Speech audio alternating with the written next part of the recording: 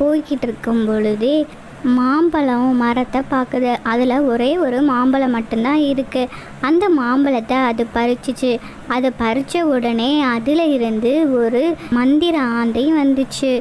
அது வந்து, ஏய் சிட்டுக்குருவி, உனக்கு ரொம்ப நன்றி. நான் இவ்வளோ நாளாக இந்த பழத்துக்குள்ள ஒரு சாபம் வாங்கி இருந்திருந்தேன். நீ வந்து அந்த பழத்தை பறித்த உடனே என்னோட சாபமெல்லாம் போயிருச்சு அப்படின்னு சொல்லிச்சு.